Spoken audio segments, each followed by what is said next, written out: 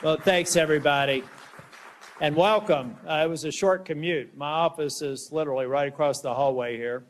And fortunately, as last week, as some of you were going around asking Senate members to come and visit, I ran into some folks. I was about to go to a funeral. Actually, it was earlier this week. And they said, I hope you'll come. And I said, certainly. I've come every time that you're here. We were just talking about how I've come to greet you many times. This is not one that I'm going to be able to enjoy the delicious food, though. I've got 3 lunches that I've got to go to today, so there's only one I'm going to be able to eat at. But as you know, I've spoken with you several times, and I've always said that someday I hope we're doing this in Tehran. And maybe we're almost there. Maybe this is the opportunity. I reached out to President Trump over the weekend and told him that I appreciate the fact that he's done something that no other president has had the courage to do. It's not without its risk, and it's certainly, we have a long way to go. But I believe that President Trump has finally taken the step that could force real, meaningful, and lasting change.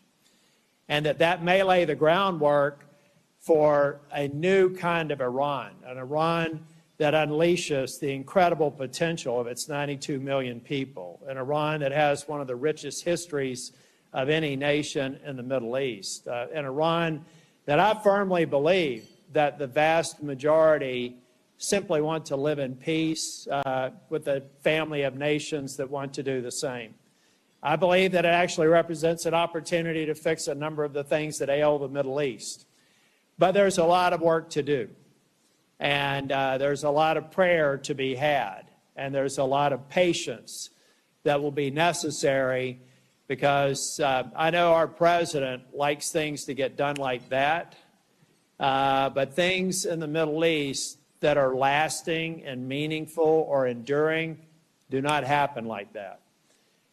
So the Congress needs to stand by the president, but we also have a very important role to play, so that this is not just something that sort of becomes a priority and then moves on. No, this is a time for members of Congress to say it's important to deal with the threat of nuclear weapons that the mullahs represent. But it's equally important to make sure that we put Iran on a path to freedom, and one where they recognize the family of democratic nations are the nations they should look to. Not China, not Russia, not North Korea, but the nations that have proven that democracy, free speech, freedom of religion work. And it's the only system that sustains itself over time. Take, for example, our 250-year history. So as we move forward with the uncertain times in Iran, I think they're very necessary. They're frightening. And it's not lost on me some of the suffering of the innocent people in Iran. They're the ones that we should pray for. But we also need to make sure that Congress plays a role in making sure that whatever agreement comes out of these discussions, that it be an agreement that's ratified by Congress, so that it transcends administrations and it transcends Congresses. Now, I'm only here for 262 more days, and I don't say that because I'm counting the days until I'm gone. I say that because I'm counting the number of days that I still have to make an impact. And I do believe in those 262 days, we will make an impact for you all and your loved ones in Iran. God bless you.